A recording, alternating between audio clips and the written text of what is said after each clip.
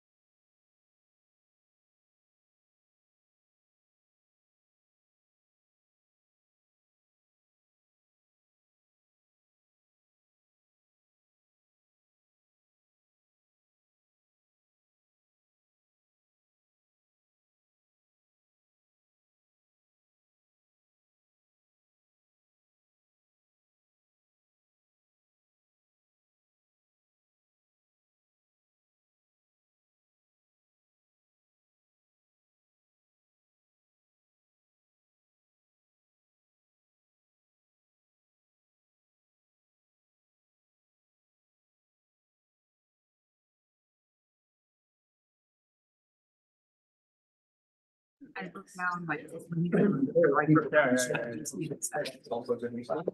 Yeah.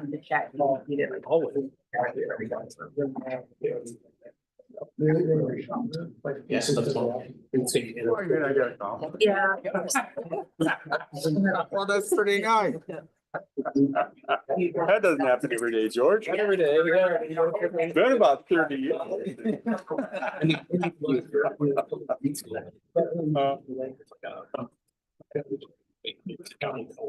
Yeah.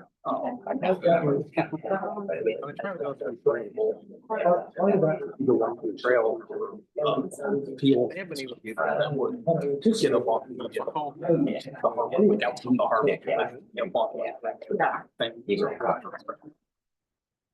People. Yeah, okay, traveling probably. What were they going?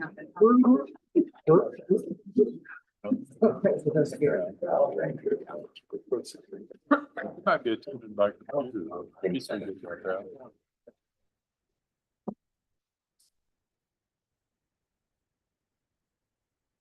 Everything good to go down there? Yeah, a few monitors, but yeah. Okay. All righty, it is 6 o'clock. We will go ahead and call city council meeting to order. This is Thursday, June 5th, 2025. It is 6 p.m. Lynn or Kaylin, would you call the roll? Councilmember Baker. Brown. Here. Cool. Here. Livingston. Meineke. Here. And Mayor Phillips. I'm here as well. We do have a quorum, so we will move on. Okay. Okay, so we have Jackie is here electronically, so Oh, she is? note the time. Hello. Thank you. So item number 2 is Pledge of Allegiance. Would you please rise and take the Pledge of Allegiance? I pledge allegiance to the flag of the United States of America and to the republic for which it stands, one nation, under God, with liberty and justice. Okay. Item number 3 is approval of the agenda.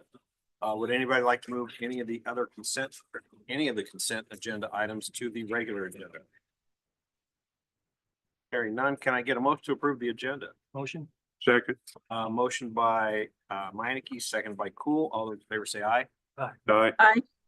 All those opposed, same. That motion carries. Item number 4, welcome guests and public comment. Thank you for being here tonight. We would go ahead and open up the dais at this point in time. If you would like to address council about any issue that's not on the agenda. Realize that we can't take any action on those tonight because that would be a violation of open meetings law. Don't want to do that. We'll give you a 3-minute time limit.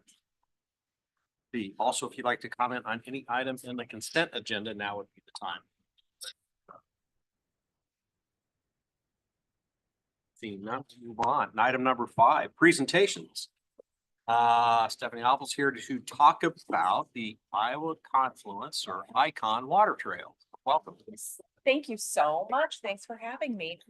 Really appreciate it. I get to play to the hometown crowd tonight. I'm not usually in front of my fellow citizens in my town. So as the mayor said, I'm Dr. Stephanie Apple. I serve as the executive director of Icon Water Trails. I've also lived in Norwalk for the past 10 years.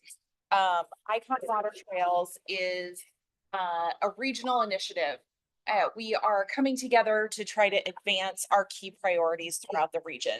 So you'll look here and see the values and priorities that we are trying to influence through activation of the water trails. Just a quick description of these. On water safety, that's everything from recreator safety. We still need to talk to people about wearing life vests, that sort of a thing, all the way to safing low head dams that have claimed numerous lives. So kind of runs the gamut. Economic development, I've got a slide in here that will share more about that. Goes hand in hand with workforce and tourism. Above all, we are an environmental conservation initiative. Iowa has some work to do in improving our water quality throughout the state, and Icon is one of the ways that we are achieving improved water quality. And then, of course, access to recreation for all the reasons that is good for us, mental health, physical health, all the things. Sorry, just a second. Good. I'm sharing this over Zoom so Oh, that you're people do- can see Okay, what you're presenting. perfect. Okay, now it's back to you. Okay, awesome. I wanted to just hit on the regional economic impact study that we did a few years ago. So looking at the 2022 recreation season, we did a report, got that in 23. There are 15 sites throughout the Icon network that are currently active. So that's access points on rivers, creeks, and streams. And to those 15 sites, there were 250,000 visits in a 6-month period. So significant usage of the water trails already. When we think about what that is going to be, when the water trails are fully activated, at least the current plan, we'll see more than 50 sites. So you can imagine the number of visitors that that's going to bring in. Local and non-local. We in this study, we used a 10-mile radius cutoff to determine if someone was local or non-local. And so it's really key, right? When we're looking at economic development, what are we seeing? These profiles are folks spending in the community associated with their water trails visit. So folks who were traveling less than 10 miles spent about 25 bucks when they were going out and doing their water trails visit. That may be stopping for a snack or to pick up bottles of water, any of those things.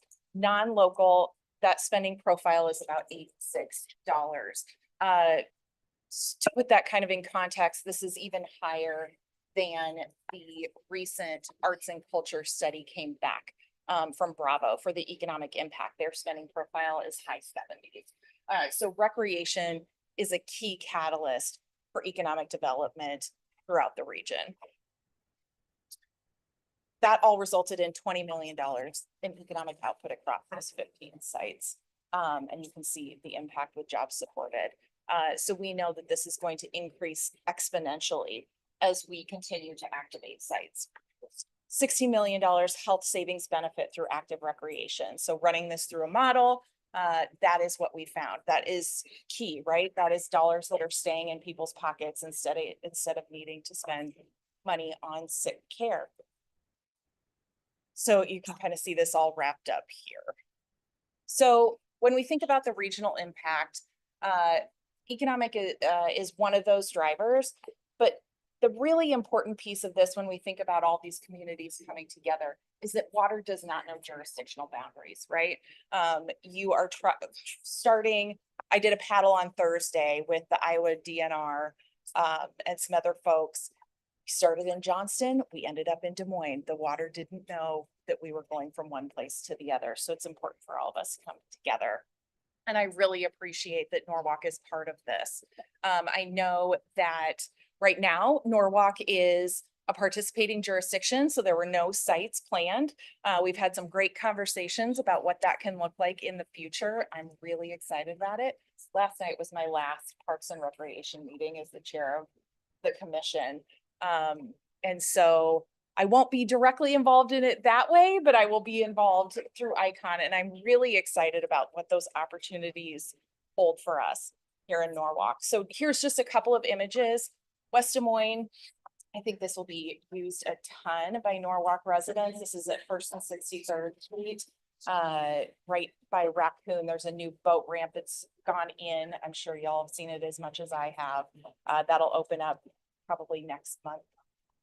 Johnston just started construction. This is at Merle Hay. So this will be the third access point on Beaver Creek in Johnston.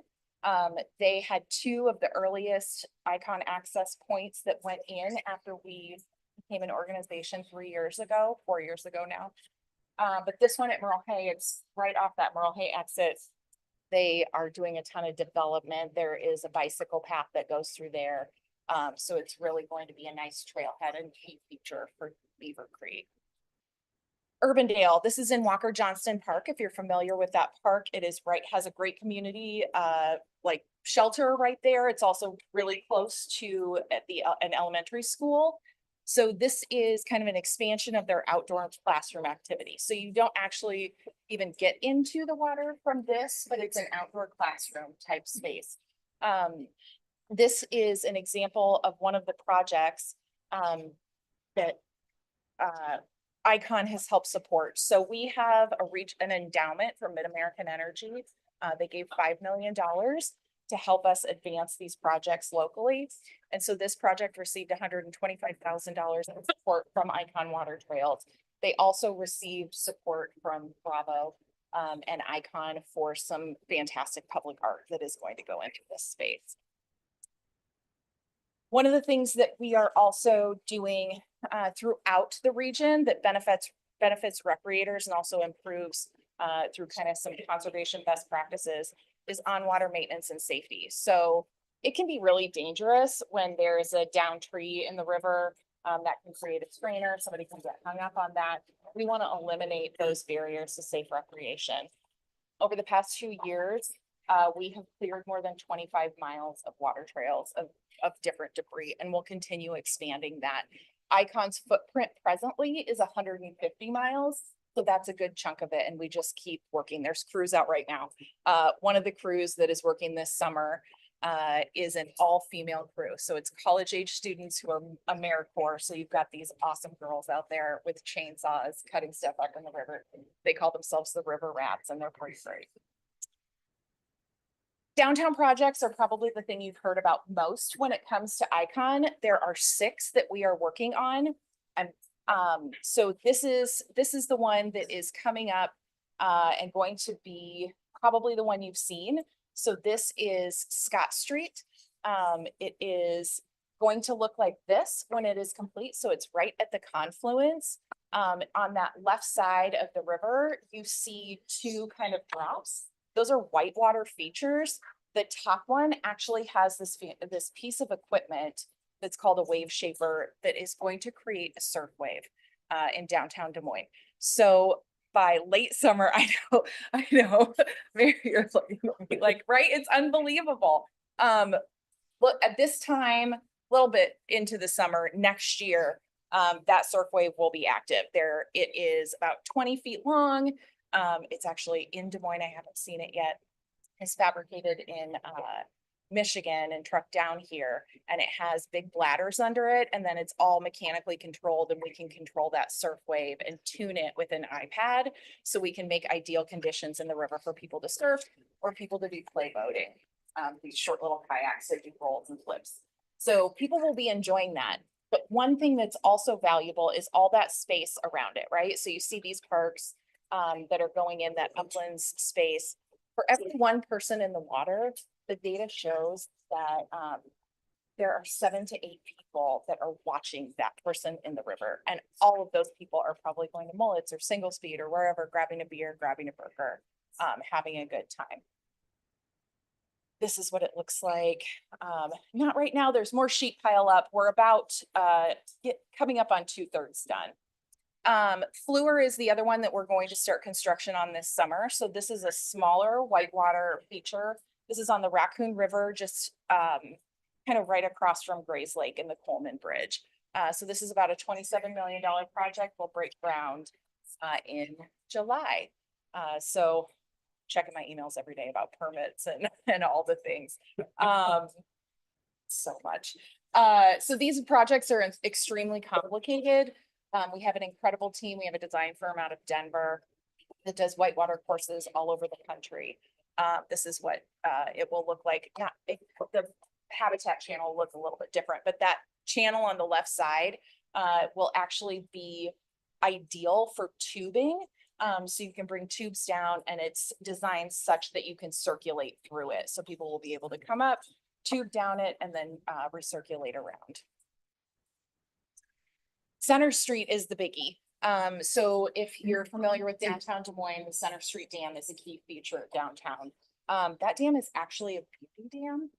It was put in quite some time ago. It is historic, but it is also crazy dangerous. It has claimed 26 or so lives, and we are going to be the solution for improving that and making that safe.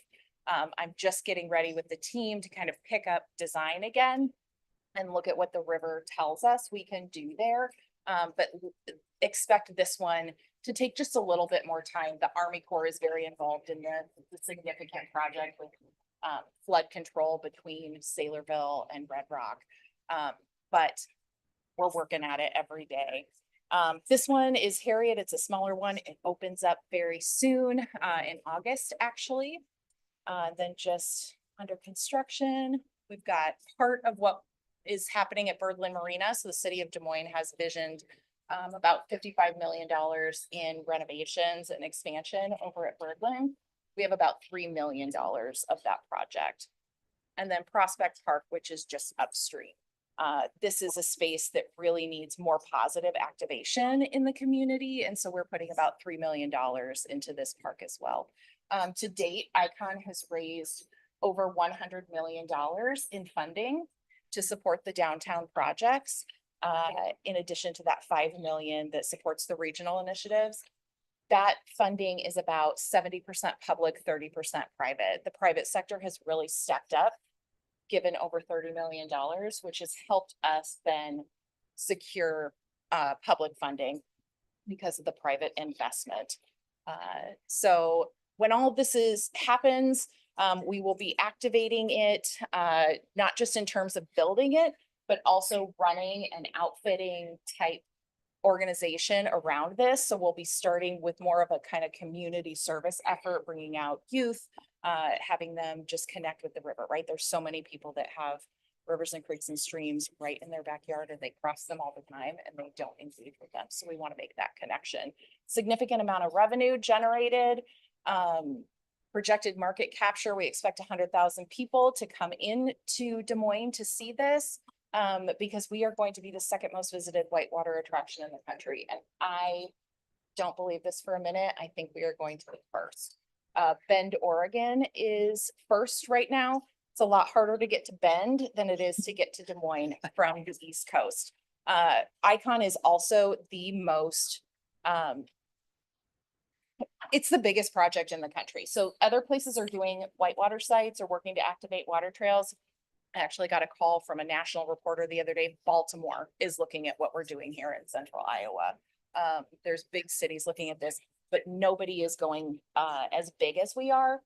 The downtown are really key because they are going to be the draw for people to come to Des Moines and visit and check it out. But once they're here, typically they, statistics will show that once they come, they'll visit 2 or 3 more sites. So we want to, that's why we want to have these great regional amenities to be able to advance that and get them to come and visit. We also know the population's not growing in Iowa, so we need people to come in to have that workforce and continue to have strong communities. So we're here for that. I know that was probably really long, but it's a lot of information. So any questions for me? How do you see property tax reform affecting them? I mean, just the way it's affecting everything, right? I mean, I think it's really important to continue to invest in these regional initiatives, right? This is what makes Central Iowa best in class. This is what gets us that recognition and continues to advance. I would say that for, specifically Icon, we have been in talks with a lot of communities around the current footprint about expansion. They are maybe taking that a little bit slower. Those communities see the value in investing in these access points. They know it provides great opportunity, but they're making hard choices. You're all making very hard choices right now. But I still am getting calls all the time about it. I just got some calls from Eastern Iowa saying, can you come do this over here? So hopefully next legislative session, we see, we're quietly having conversations too. We don't really have like a public agenda in terms of a legislative agenda, but we have a lot of conversations. What are the conversations about?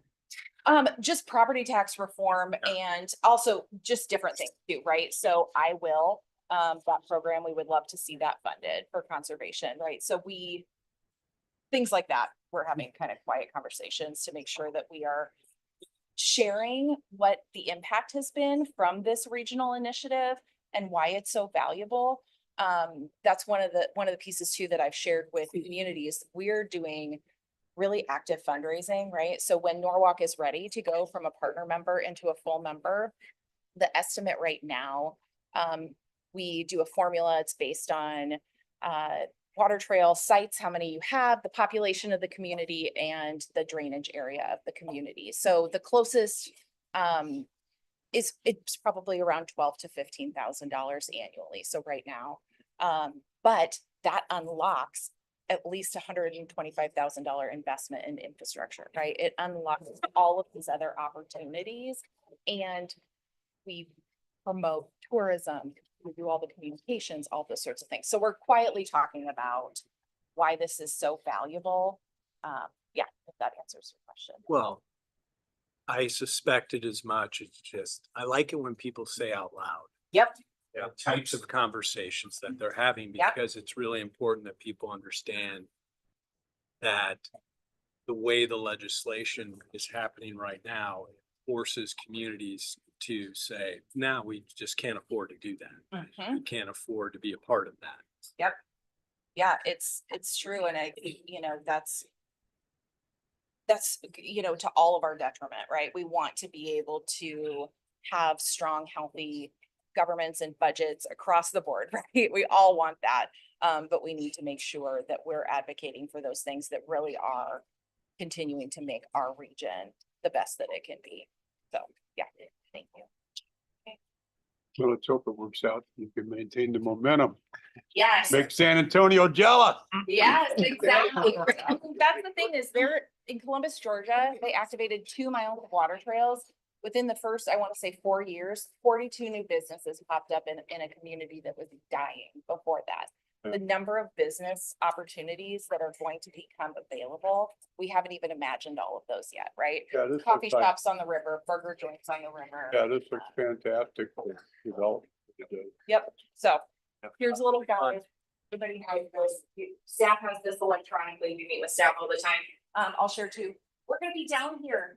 We're doing a cleanup with all of the icon collections on Wednesday, and so Norwalk will be part of that. So we're bringing 10, 20 volunteers down to do some cleanup. Dakota's organizing with our team, so. Right then, I'll be right away. All right. Thank you. Thank you. Thank you. See you later. Okay, item number 6, consent agenda. Can I get a motion to approve the consent agenda?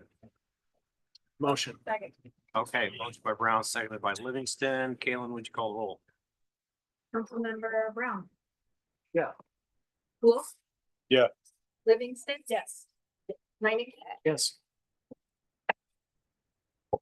All right, motion carries. Sorry. Item 7, old and new business for consideration, discussion, and possible action. Item A is a resolution authorizing citizen request to plant trees at a city stormwater detention area. So at our last meeting's public comment, we heard from Mr. Bordenero about some trees and a stormwater detention area behind his house. He asked council to consider allowing him to plant some additional trees.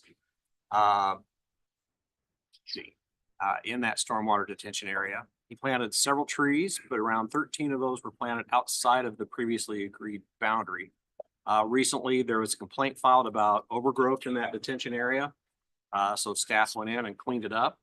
And during that cleanup, staff cut down several of the trees Mr. Bordenero had planted because of the condition of the trees and where they were planted. Mr. Bordenero would like to replant the trees at his expense. There's several considerations to take into account that are listed in the packet, and staff lists quite a few concerns about allowing the trees to be planted in a stormwater detention area. So, Mr. Bordenero, would you like to address council about this? Yes, please. Yeah, come on up. Thank you. My name is Todd Bordenero and I live at 102 Brayburn Circle. I am in the highlighted area that says Bordenero property. After reading the impact agenda statement thoroughly, I reached out to Tony Belizzi just to get some guidance of the engineering of that stormwater detention area.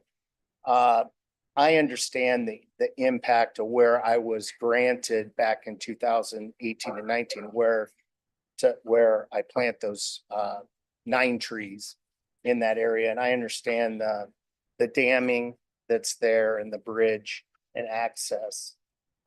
Back when I planted those, there was no property real line to work off of. So I realize now that I was a little off that mark. I do, through a lengthy conversation with Tony, which thank you for giving your time to discuss. I would like to not try to replant in that specific area to the east. What I'd like to do is take the 3 trees that are there now, work with Bidwell Gardens in town, take them out and try to repurpose those on the south side of Wright Road. I do have a map of things I'd like to share. Also, I do understanding the purpose of the stormwater detention area. And in the middle center bowl, that regrowth that was there, I understand it needs to be removed, that the debris there is only going to cause problems with what the function of that area is. My only, concern there is, could it be graded and not just burnt and left dirt? Because, some vegetation in that center bowl, some good prairie or grass or whatever, like what's on the other side of Backenage in that stormwater detention area, that will help absorb anything that's standing, water that's standing. That creates smell, noise, or smell, bugs, all that sort of thing. So it's kind of twofold. I'd like to take the 3 trees that are there and move them. The last page kind of shows the gap on the right and the storage area that's there with lighting and noise and everything else. I'd like to try to repurpose those trees in that area. Maybe also add a few more. you know, whatever the trees that are decided that can go there. But then also be a part of the process and just preserving what's on the outside around that's already there that doesn't impede on the service of that stormwater area. And also be be involved and just help. I clean up the trash in that area twice a year. You know, all I wanted to do was to be, you know, some type of beautification, you know, and keeping the vegetation and the trees that are already existing.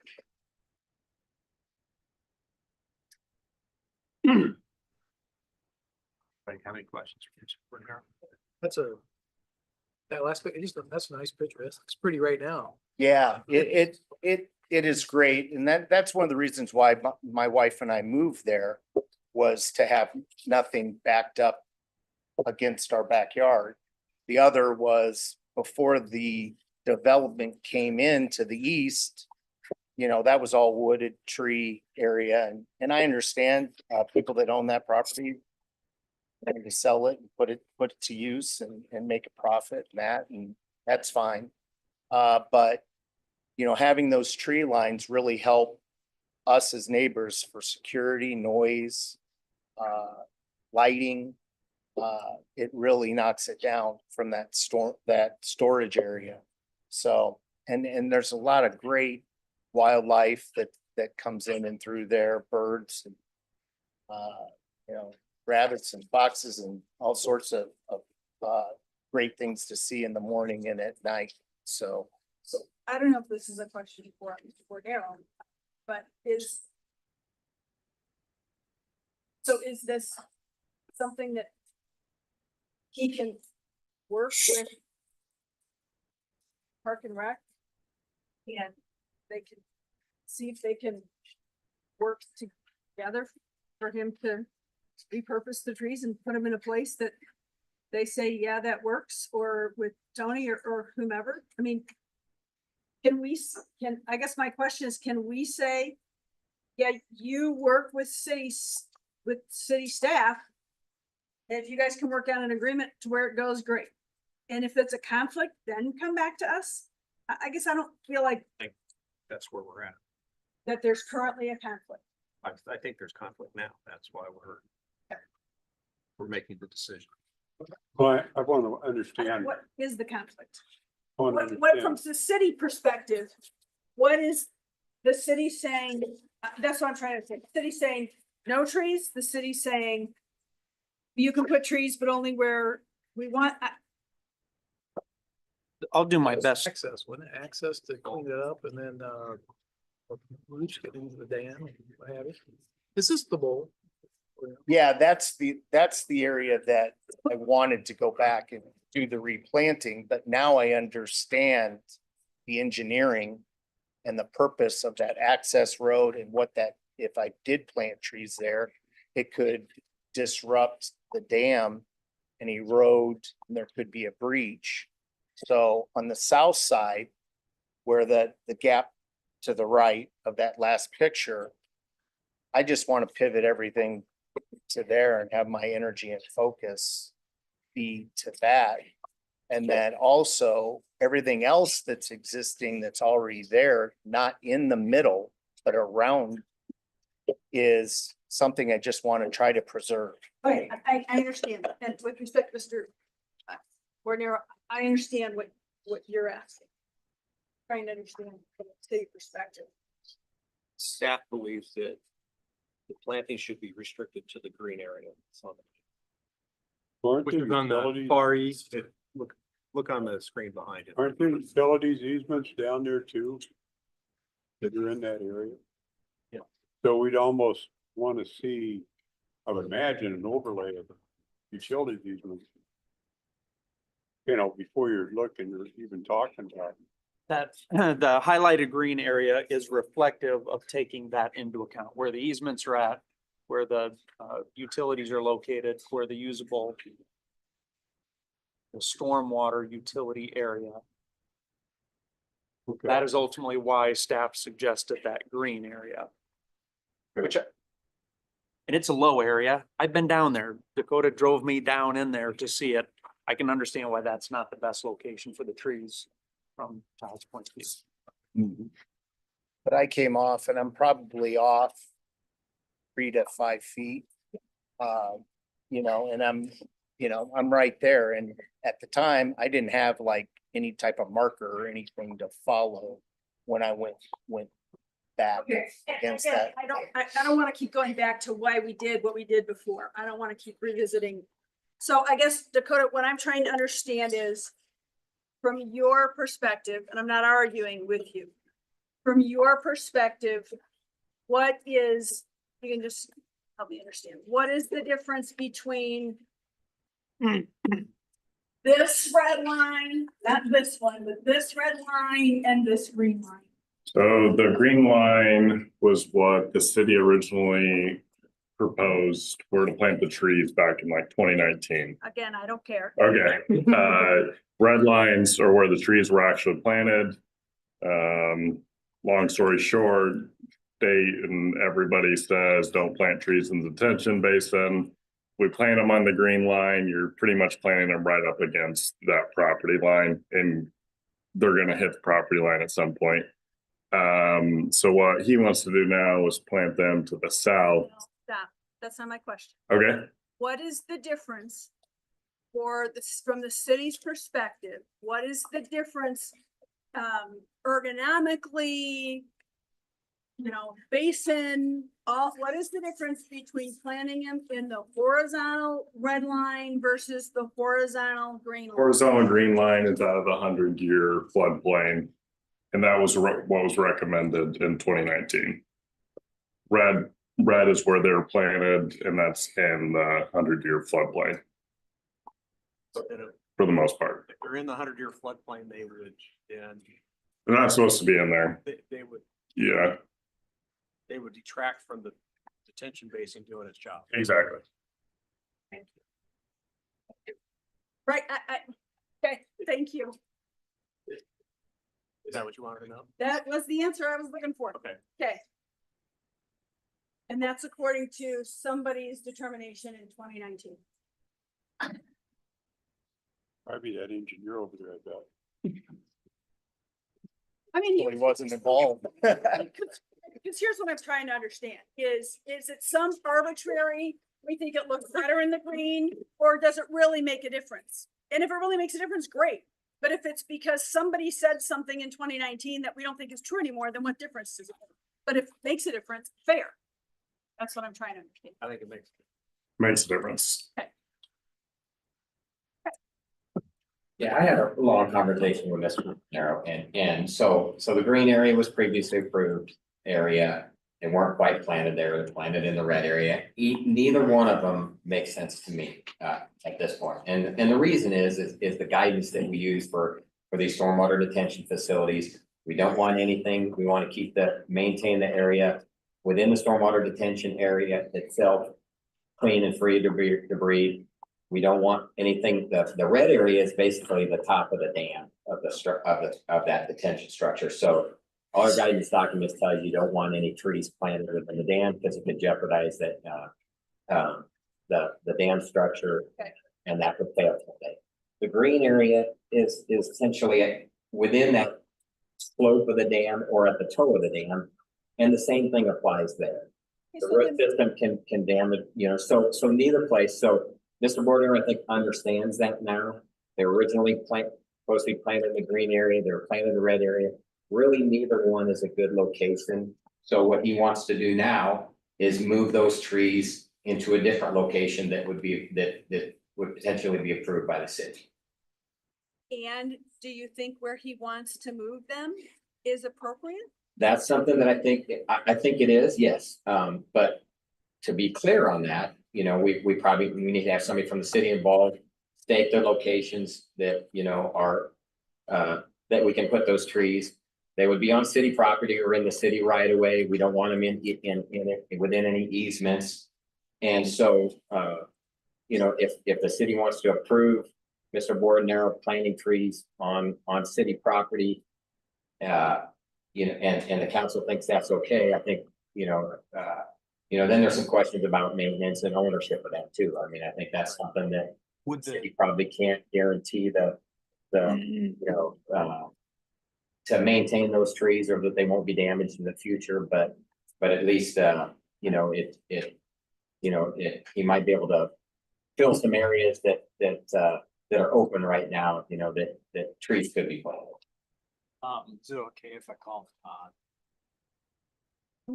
So, Sure. Yeah, So, hey, Todd, wait for a second. Sorry, Todd. Would the city ever plant trees in that location that he's suggesting? in the location he's proposing, yeah, as long as there's not any utilities there, like I said, it's an area that currently is well screened. There's a couple of gaps in it. And so I think that he's looking for. One of those gaps is for access to this detention facility and to that dam. That really has to stay open for access. There's another area that's an opening that's open, that doesn't have any trees. That you could plant trees there. You say it's well screened by what? By the existing trees along Wright Road. On the north side of Wright. Just kind of point of reference. So anytime there are improvements or things that happen in the right of way, there's usually a few different input: public works, engineering, and parks. Not all three are always going to be in agreement where the best place is for trees. Tony's given opinion. Dakota may, from parks, may have a different opinion. We would never plant trees there due to the location, right? It's gonna be hard to access them, you have to maintain them, and the vegetative growth is like pretty strong in that area. Yeah, there's a couple gaps, but it's not like it's not mowed or anything. And there's like successional tree growth, there's trees growing there anyways. But that's just my park side. If we're gonna plant trees, we got plenty of parks to plant them in. And it's your responsibility as parks to after this is a question, it sounds like a statement, it's a question. Your responsibility to maintain that vegetation and take care of those trees? It's pretty much just a natural area. We took down 2 trees actually right down the road that were dead behind someone's house a couple weeks ago. So we maintain it only for complaints, really. It's not a maintenance It's area. yours as opposed to public works or somebody else's. If they're in the right of way. We split the duties, but we do most of the tree work.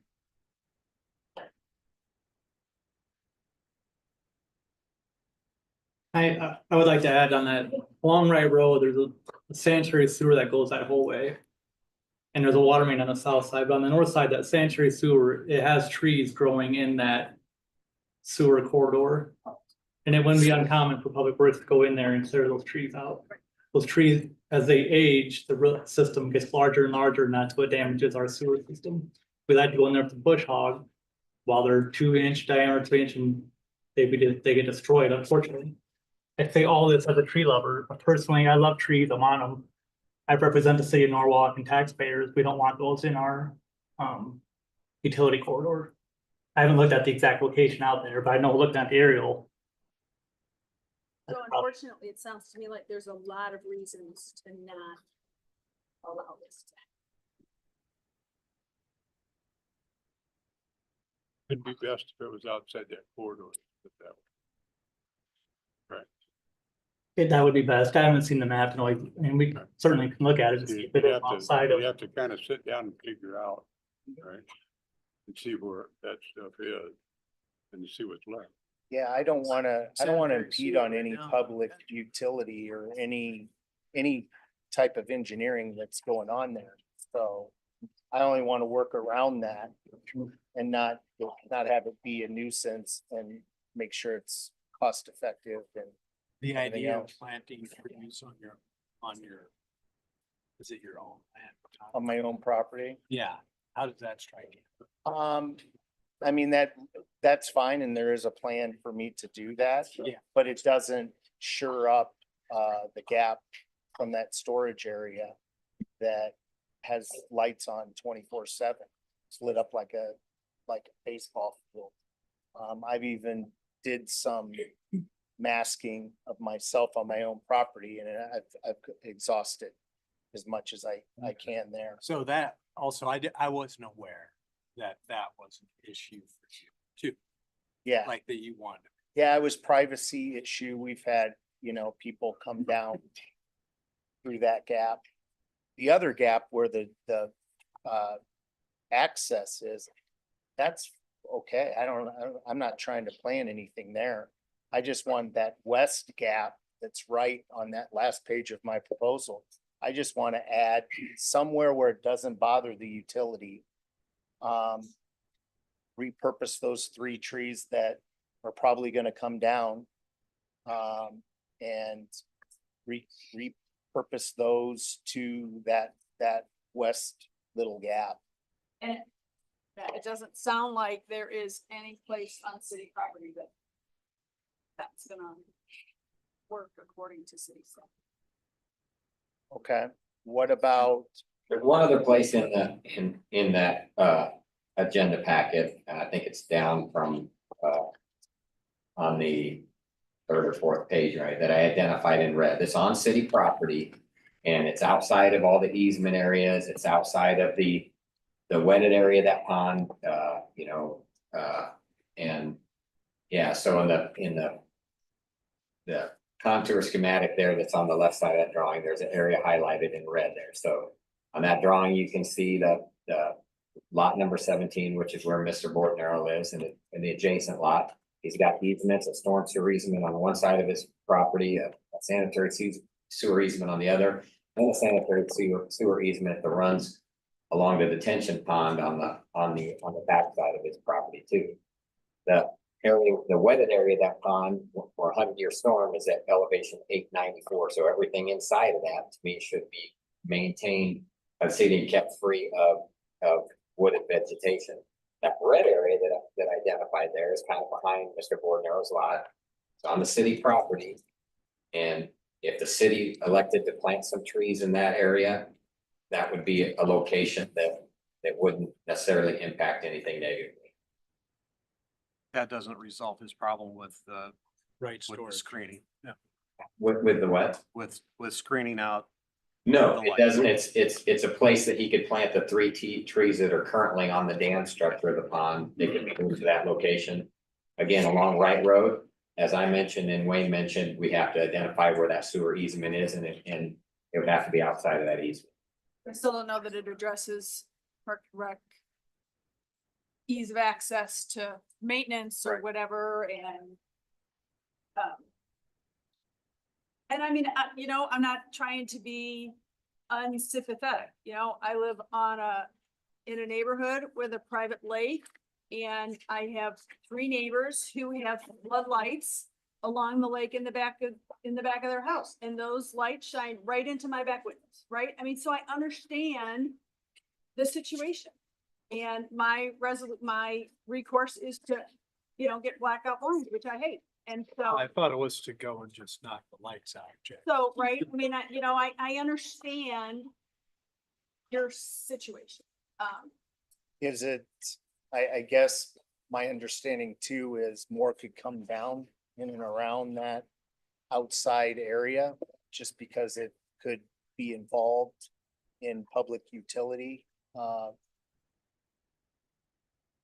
And could there be any conversation about making sure, Marker, that for efficiency purposes, understand that's the goal, but we're not taking out more than what we need to,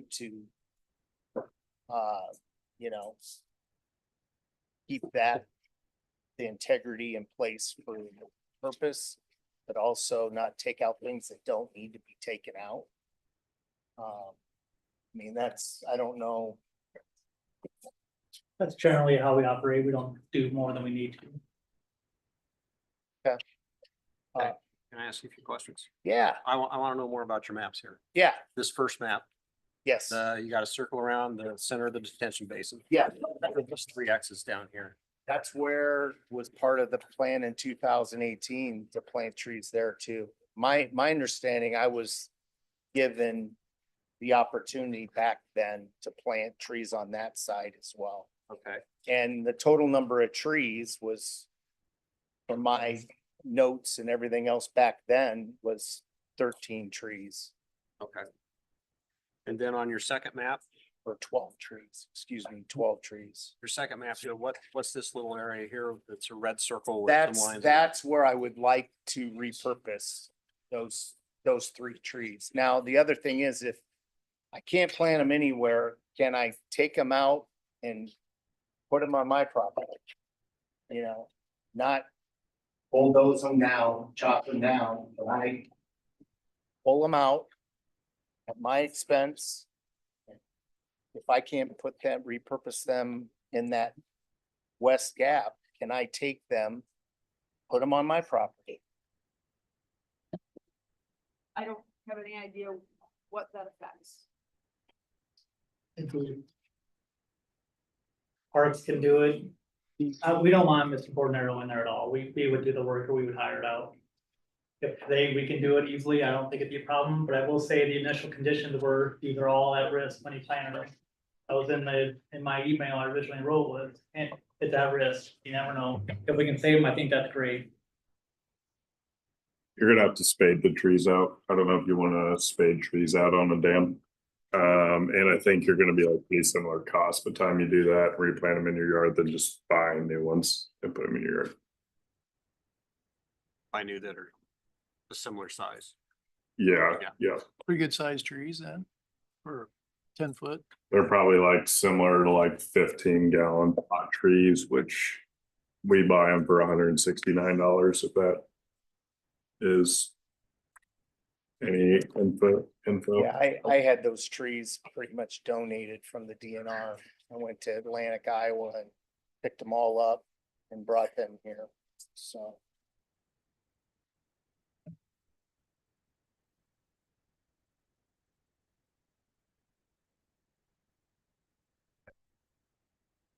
So the first thing I'd like council to entertain is to officially designate that area as stormwater detention.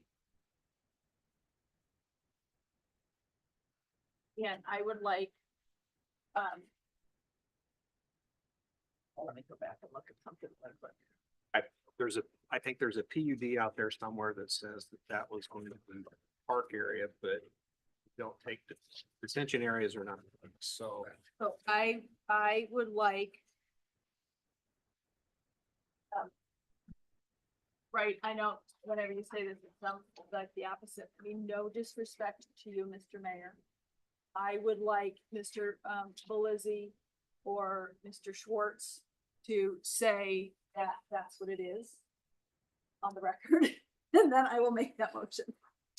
I also have a question for Todd. You understand? If the city went out there and said, hey, it's very difficult for us to take these trees out and replant them. Okay.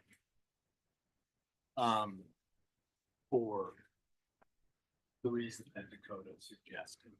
Okay, you know, they said, hey, yeah, we're willing to. You've obviously been really great to work. Thanks. And if they said it just doesn't make sense, we could crack this, we could crack that.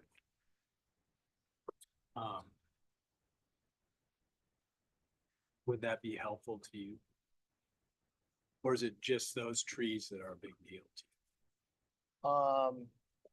Bigger deal right now is, pivoting and trying to figure out a solution for that west little gap area right there.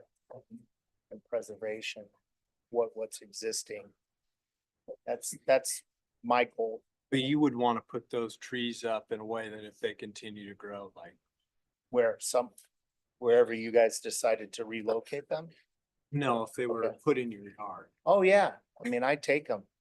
And actually, if it was decided that we're not doing anything with that gap, I would You- try to, I you'd would put 'em try to there. strategically put them. Southeast side. Yeah. Southwest side, yes, I would. Or if it's easier to pick up 3 more trees and plant something, you know, something different. Yeah, I'd welcome that.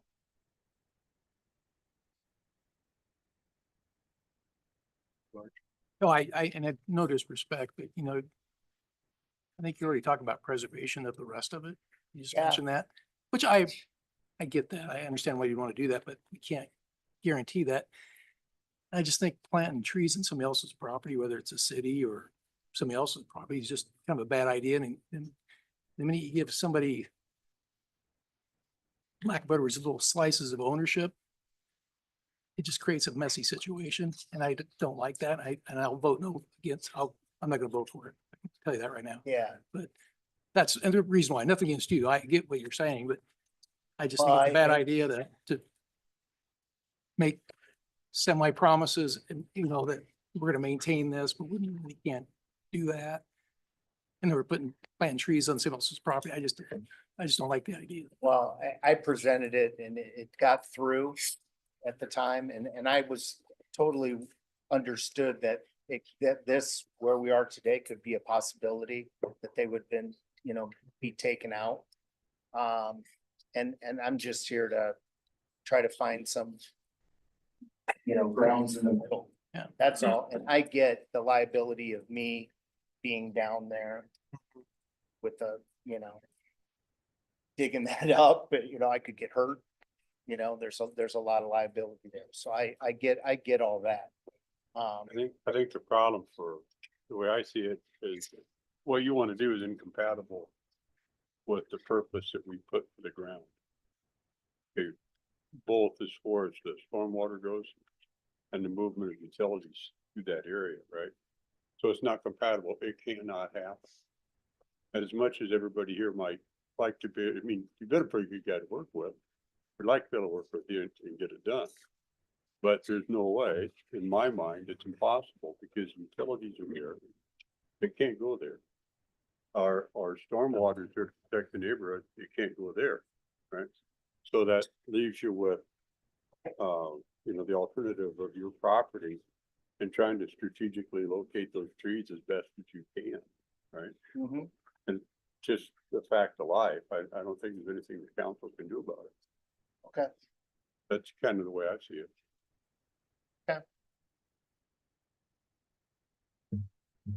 A couple of things. Can I say something? Please.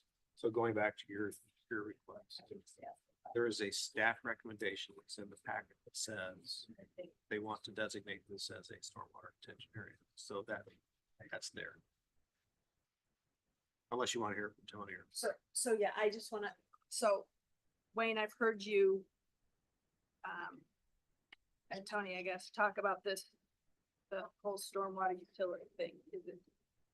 Is it your recommendation, your belief that this is a stormwater utility area and it should be designated as such?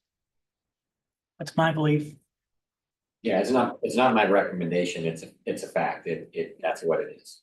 Thank you. I'm happy to make that motion and I appreciate what's in here. I'm not qualified to call it that. So I just want somebody who is qualified to tell me that, but I'm happy to make Fair enough. So you're the gonna motion. make the motion. So Second. yes. Okay, so motion by Livingston, seconded by Meineke to officially designate that area as a stormwater utility area so that we know for sure. And Yes. because it's fuzzy right now. So, Kayleen, would you call roll on that? Councilmember Cool, Yes. Livingston, Yes.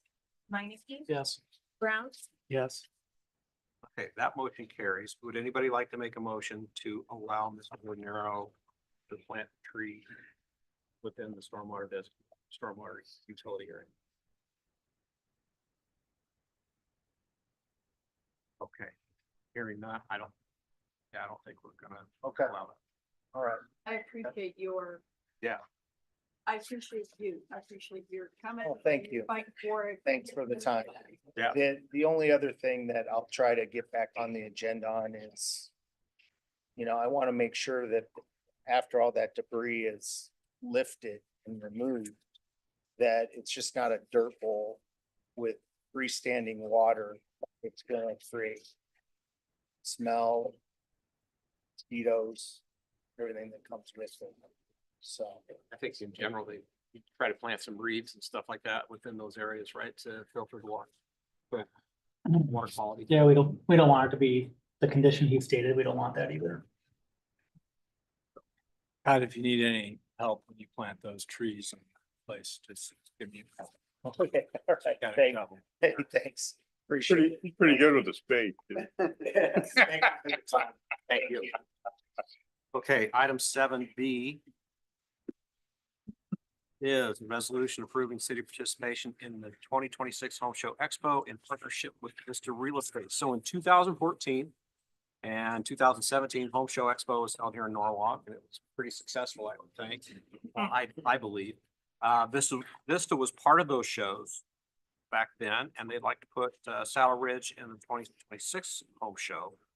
I think the city's cost of participating in those home shows in the past was around $80,000 for each show, but for this one, cost is going to be around $40,000 to $50,000.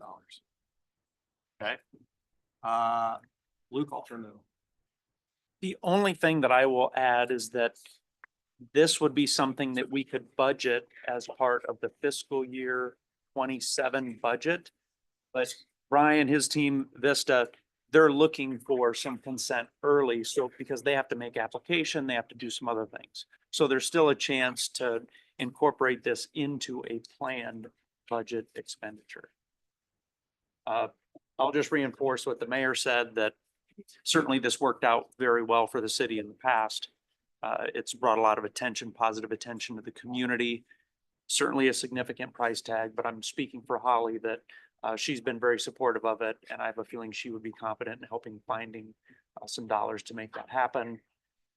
Already thinking of ideas, we have that commercial improvement program, if there's a way to redirect some of those funds. So we have some ideas of where we could pull those dollars to help make it happen. Your salary. Yeah, that's possible as well, yes. Any way to take this from not the general fund, Like, yeah, economic, TIF or something like that? Yeah, that's the concept that I threw out, just one idea, but that would be a way to not bring it out of general fund. Yep. Motion. Okay, We're ready to roll. all right. I got a motion by Brown, a second by Livingston. No. Kayla, would you call roll? Whew, I'm getting ahead of us. Councilmember Livingston. Yes. Minnick. Yes. Brown. Yes. Cool. is this with the understanding then that this will be drawn from other than general revenue? They're going to try to do that, yes. Okay, so if it doesn't work, it'll come out of general revenue. I mean, I would think it. But there's no guarantee. If there are no other sources, yes. And would we have the opportunity to vote on it again if it came out of general revenue? Yes. When you approve the fiscal year 27 budget. Okay, thank you. Then I'll vote yes. Okay. Is that the last one, Kayla? Yes. Okay, so motion carries. Thank you guys for Good coming. work. Appreciate that. Now we just gotta get awarded. Yeah, yeah. Go after it. Yeah. Thanks for talking right there. Item 7C is the resolution approving amendments to the City of Norwalk Employee Handbook. So there's several updates to the employee handbook that are being proposed by Carrie. I'll turn it over to you. Sure, thank you, Mayor. Yes, as Mayor stated, it's pretty routine. Every year we take a look, well, really, we're looking at the employee handbook and policies throughout the year, every year. And typically once a year or so, I come to council with some proposals for changes to the handbook. I'm not going to go through each one. Certainly, if you have questions, we can go over whichever sections you have questions on. But the biggest thing that I want to make clear is this isn't just Carrie taking a look at it and making changes. I visit with all of the department heads. They provide feedback. We usually go back and forth on a few drafts, and then also take the staff recommended changes to the admin policy committee, and they review it as well. And so through that process, department heads are on board, admin policy are on board with these changes. So with that, just any questions that you have. Looks pretty good to me. Thank you for your work on that. Appreciate it. Absolutely. Yeah, Carrie. Any public comment? Second. Okay, motion by Livingston, seconded by Brown to approve the resolution. Any further discussion? Kalen, would you call the roll? Councilmember Minneke, Yes. Brown, Yes. Cool, Yes. Livingston. Yes. All right, motion carries. Item 7D is a resolution to approve Highway 28 trail extension from Cherry Parkway to 1850 Sunset Drive. So when we were approving the site plan for Hyper Energy Bar, it was noticed that there was a gap in our bike trail along the eastern edge of Sunset Drive and along the northern edge of Cherry Parkway. This item is to approve the funding of those trail extensions. I'd like to point out that George is our champion for the walkability component of Norwalk's Envision 2035. George demonstrated his attention to this goal by bringing this issue to the staff's attention several weeks ago. Got one thing done. Yeah, Wayne, I'll turn it over to you. Thank you, Mayor. The estimated cost for adding the trail was $44,400. This isn't an official change order. This is using our unit prices that we have on our project for the trail, but there's a few unknowns of the sidewalk easement cost. We need to acquire some property from a landowner on those leftover parcels. So they've estimated time to acquire that parcel and what the cost might be, but we're estimating $44,400. Any discussion or questions from council? Yeah, so are we gonna do this in conjunction with the build of, the building here on the corner, or are we gonna do it before they put in the building and let them tear it up? Just asking for. The goal is to build it with our Cherry Parkway project, assuming we can get the easement from Diligent quickly. And the building that the Hyper Culver's site, their property, I think, well, Culver's might go back to a little bit, but they shouldn't be impacting the trail. About driveways and such access points, right, which is where I'm incredibly aggravated with right now in other areas of the city. Yeah, there shouldn't be any conflict with that. Don't need that. I'm holding you to that, Wayne. That's why I want somebody to double check. Yeah, that's correct. I mean, that area of that trail is not, I mean, the lot for Hyper and for Culver's. We got those two remnant parcels there in between those two, so there's no access off that side for either of those parcels that they access from Hughes Drive, so. We certainly wouldn't let them access off of Sunset Drive anywhere or Cherry Parkway for that. They would have to be driving across someone else's property. Correct. Stranger things have happened. I'm just saying. Okay, thank you. I'm with you. Any public comment? Motion. Second. Okay, motion by Livingston, seconded by Minneke. Any further discussion? Kalen, would you please call roll? Councilmember Brown, Yes. Cool, Yes. Livingston. Yes. Minneke. Yes. All right, motion carries. Item 7E is resolution of support of the Des Moines Area Metropolitan Planning Organization multi-jurisdictional application to the U.S. Department of Transportation Safe Streets and Roads for All, or the SS4A grant program. Luke, I'm just going to let you take this one. Sure thing. So during the transportation reauthorization bill that was done a few years ago, they put out a new grant program called the Safe Streets for All program that required a comprehensive safety action plan before any community or jurisdiction could have access to the implementation funds to build out infrastructure. The MPO on our behalf and every other member's behalf put together a comprehensive safety action plan that they approved earlier this spring. And then have been working on a grant application alongside that plan that is getting ready to be submitted on June 15th. As part of that, we have a project identified in Norwalk. It's identified as Sunset Avenue or Sunset Drive pedestrian improvements. There's not been any specific, like, we're doing actually this right thing right now. The action plan called out high injury networks and high safety network concern areas. And that diagonal of Sunset Drive from High Road to Gordon was identified. So that's kind of why we've been included in that. But that would potentially give us access to 1.6 million in federal funding for safety improvements along there. We would have to match $400,000 of local money for that.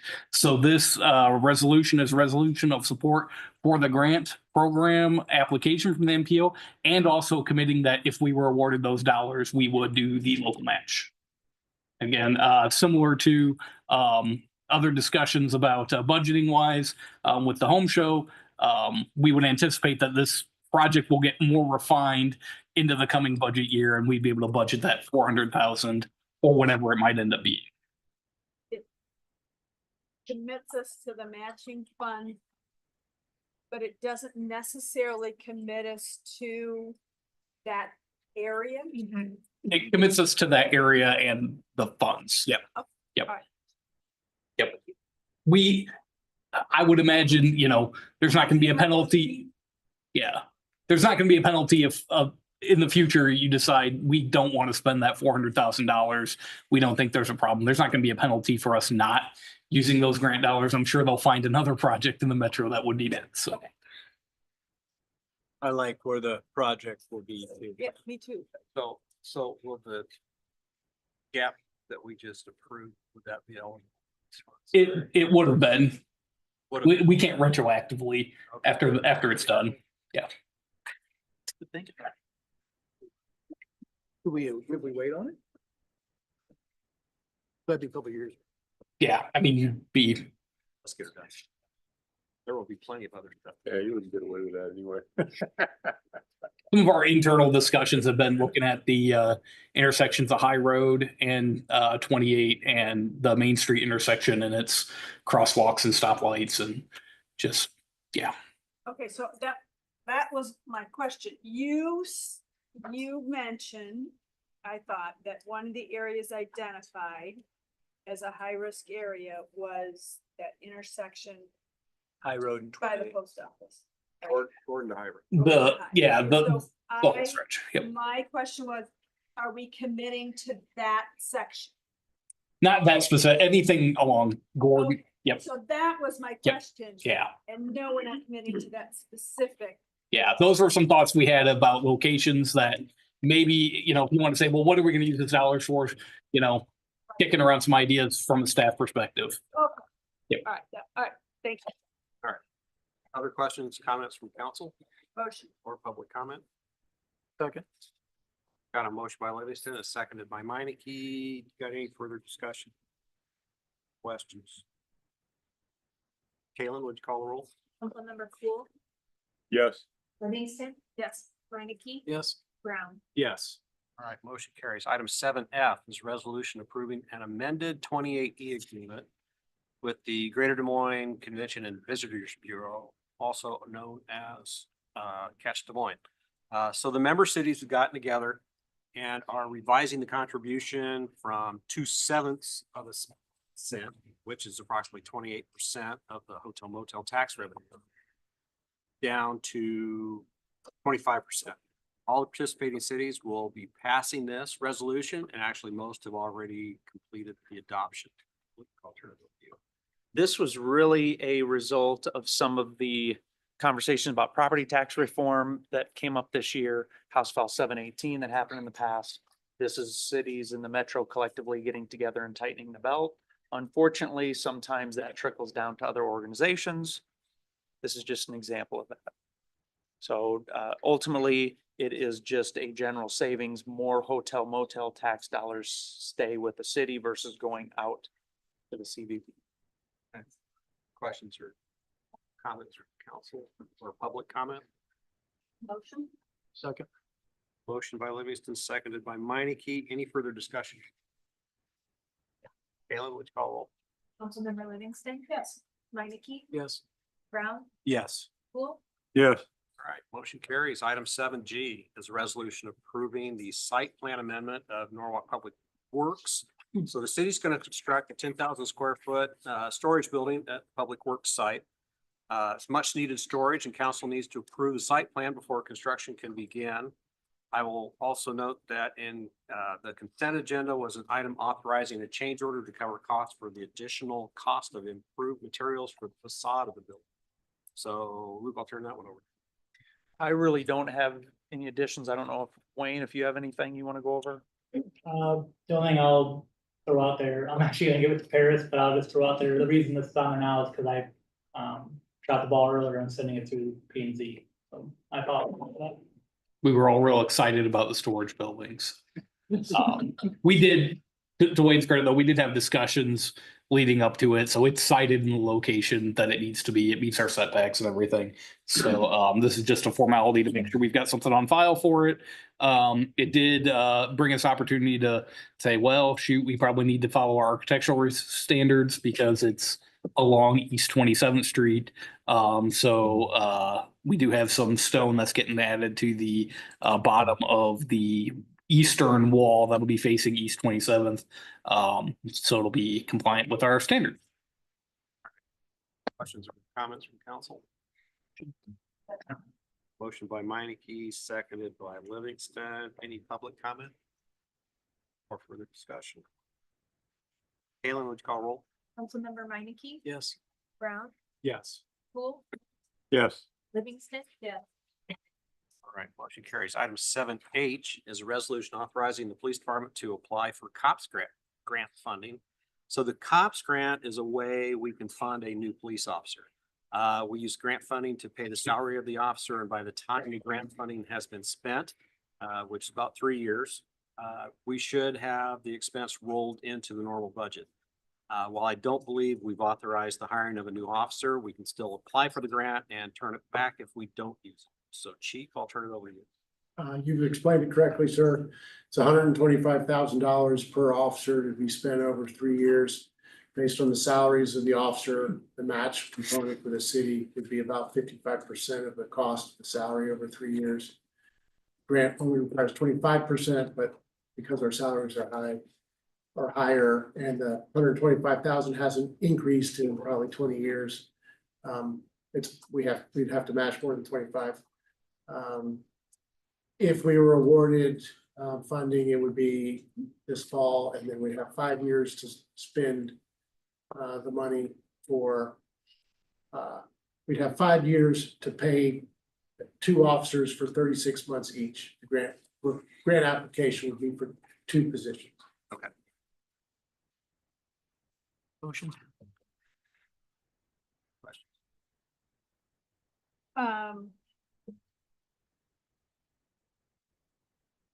I don't have questions. And I have read the agenda statement. And I just want to be very clear that my support of applying for this grant does not equate to my support of increasing the staff.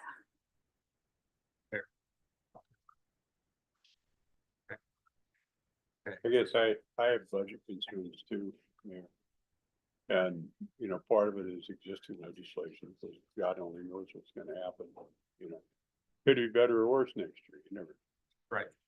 And, just realizing that putting in for the grant, if we turn the grant down, that's not necessarily a good thing either.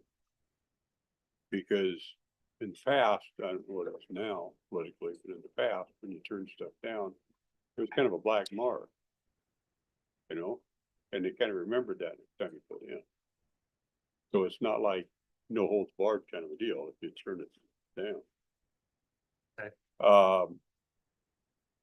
The other caution though, I have in the back of my mind is, I believe it's possible that we could have kind of a glut of retirements coming on over a short period of time. And I understand looking down the road, the chief has to have that in his mind too, I'm sure, probably, and prepping for that and having sufficient people trained, I get that, I understand it. And while I might support putting in for the grant, that doesn't necessarily equate to me voting yes on adding an officer. It's going to depend on our financial situation. Yeah. And, we're holding these other departments pretty tight. you know. Anyway, that's where I'm coming from. I don't have the exact numbers, but my experiences here, we've had people, we've had some turnover or and some health issues and various things like that. I just think you better have a strong, Blackbird, strong bench coming online. So that's why I would support for the grant to apply for it.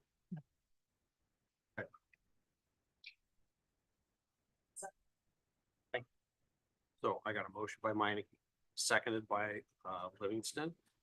Any further discussion? Kayla, would you please call roll? Councilmember Brown, Yes. Cool, Yes, Livingston. Yes. Minneke. Yes.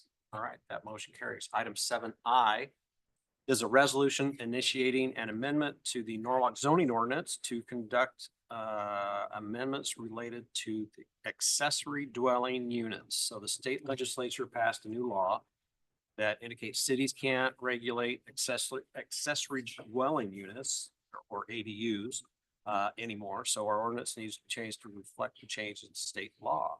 Luke, I'll turn it over to you. Yeah, so currently we have ADUs just in the ag district in a few limited situations, and we did approve some in that Maple Heights Plan Unit Development. New state law really restricts our ability to say pretty much anything on it. I included a list of all those restrictions. Really, right now, we just need a initiation so we can start working on it. I can give you opinions that I have if you want, but I'll leave it at that. So. Need a motion to draft an ordinance that complies with State law. state law. We spent a lot of time talking about this too. Yeah. Trump, like, by the state legislature, so it's interesting. We were ahead of our time. Yes, we will. Keep in mind the reason why we're initiating this because it is a zoning amendment. Yeah. And in our code, zoning changes need to be initiated by the council and then go down to P and Z for consideration. Correct. So I'm moving that we initiate. Second. Okay, motion by Livingston, seconded by Meineke. Kalen, would you please call roll? Councilmember Cool, yes, Livingston. Yes. Minneke. Yes. Brown, Yes. Motion carries. Item 7J is a resolution approving a lease and service agreement with Safe Haven Baby Boxes Incorporated. So this is another step we need to take to get a Safe Haven baby box installed at Public Safety Building. Chief, all yours. Thank you, Mayor. I don't have a lot to add outside of what's on the agenda statement. I just wanted to put it on regular agenda in case there was any discussion about that. We've had about 5 major donors within the community that we were able to raise all of the proceeds that we need at this time. So we originally thought we were going to need a kind of a community effort. It doesn't appear that we need to right now today. We have secured our contractors, electricians, all of that sort of thing. So we're just need this contract to go through so we can order the equipment. Second. Okay, motion by Livingston, seconded by Brown. Any further discussion or comments?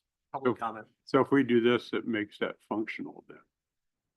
When this is installed. Yes, yep. So this is giving us permission to enter into a contract with Safe Haven Baby Boxes to order the equipment. The equipment will be ordered, I think they said 4 to 6 weeks on delivery. And then we'll install and we'll be up and running. So Okay. Like by fall. hopefully, yeah, yeah. We haven't pinned down a date on the contractors yet. Again, we have the equipment here, but we've had the discussion, let them know that it was coming to council tonight. So we could order equipment as soon as tomorrow. Quite a few others that are announcing that they're Mhm. going to be installed. I think there's So, 4 now. Yeah. All right. Okay. Kalen, would you call roll? Councilmember Livingston. Yes. Minneke. Yes. Brown, Yes. Cool. Yes, All right, motion carried. Thank you. Thank you. I have the next item too. I'll just- Do you? Okay. Item 7K is resolution approving, oh yeah, it is, fiscal year 2026 budget amendment for the fire department staffing request. So council approved 2 staffing requests from the fire department for the fiscal year 2026 budget.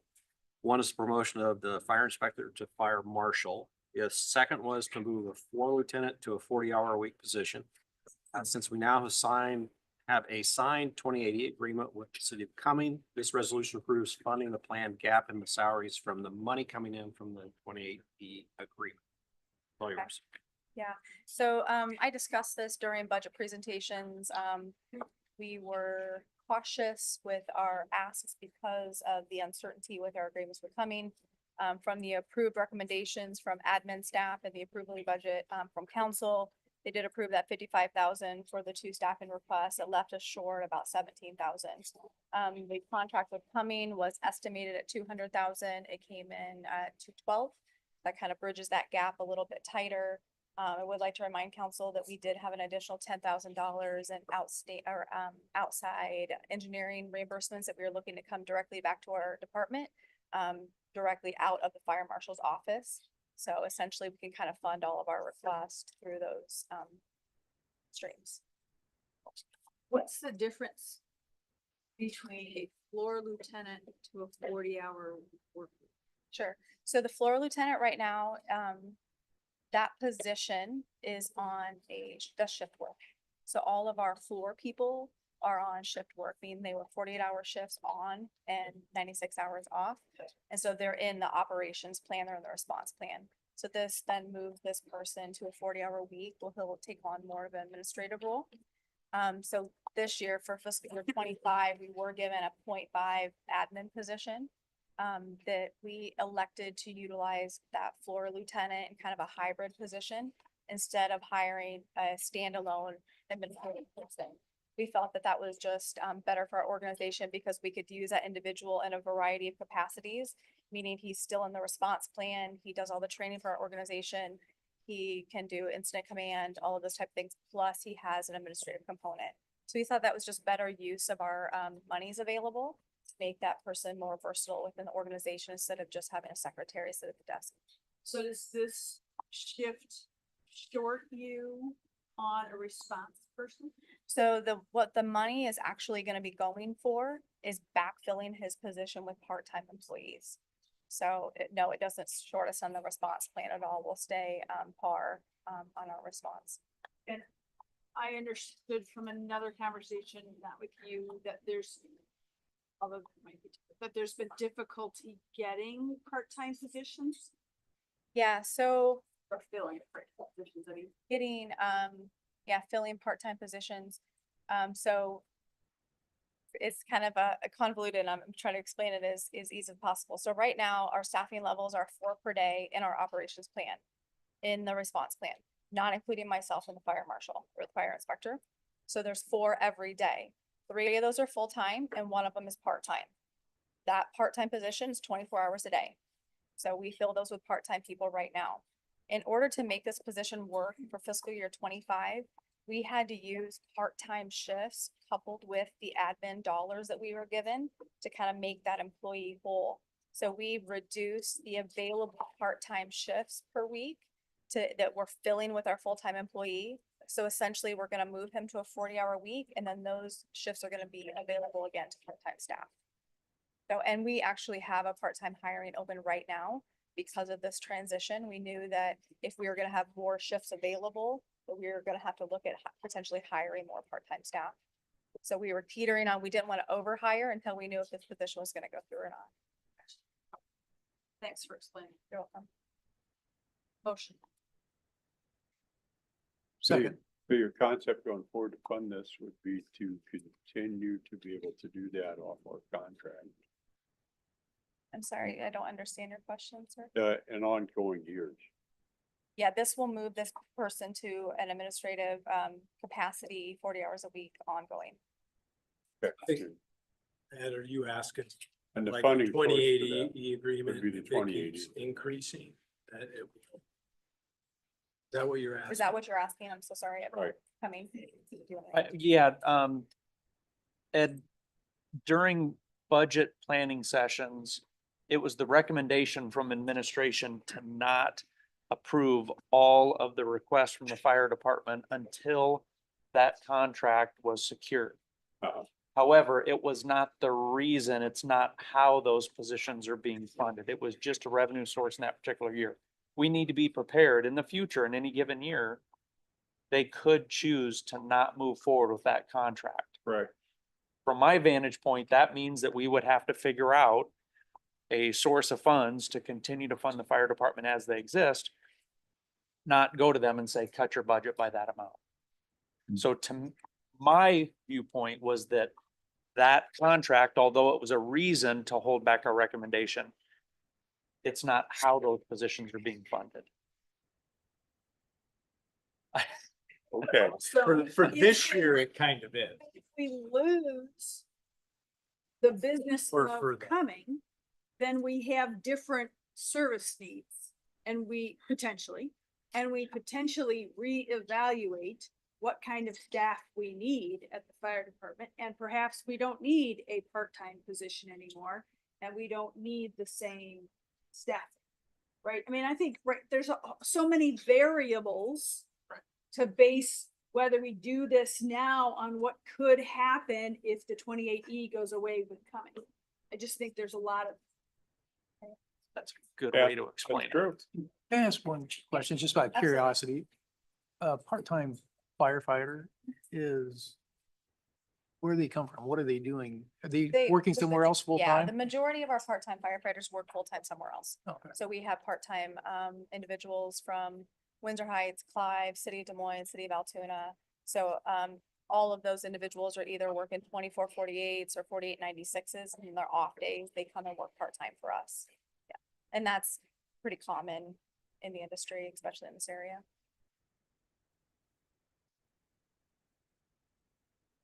Okay, thank you. Okay, any public comment? Okay, I got a motion by Livingston, a seconded by Meineke. Any further discussion with council? Hearing none, Kayla, would you call roll? Councilmember Minneke, Yes. Brown, Yes. Cool, Yes. Livingston. Yes. All right, motion carries. Thank you. Thanks, chief. Item 7L, discussion regarding safety concerns on Hughes Drive. So as we discussed the site plan for Hyper Energy Bar, council noticed several safety concerns that we're going to discuss this evening. Luke, I'll turn it over to you. Sure. So, reviewing the Hyper Energy Bar, site plan, we did have some concerns about a pedestrian. Had a good conversation here at council regarding that. That ultimately said, hey, go back and give us some options on things we could do. We did want to kind of turn this around pretty quickly because, in coming, meetings, you'll see another site plan for a commercial user north of Hyper Energy Bar. That also is kind of auto-centric. So imagine that those same concerns and discussions with Hyper would exist with that site plan. So currently right now, I've got a lot of information in here for you that staff put together. Tried to take a deep dive into things, but the basics of it is, from a staff perspective right now, we feel like a wait and see approach is probably the best thing. There's a lot of things we could do that could help that would have a cost. And certainly we always have to budget and plan for those costs. And without having all of the businesses there and having really that traffic in the area, utilizing everything, our thought is that some of that could provide some traffic calming as well. So that's where we're at right now from a staff recommendation. I'd be happy to run through all of these things that we put together. We actually utilized that comprehensive safety action plan from the MPO, had a lot of good information on countermeasures you can do in this type of situation. So it was good that that plan got done at the MPO when it did, because it helped provide some information on this. So again, lots of things we could do there. I'd recommend us paying attention to the area, keeping an eye on the safety, and kind of keeping this in our back pocket until and if we need to break it out, and then we can do that. I was glad that this came up because I had been thinking about it as well. And I never brought it up, but it was.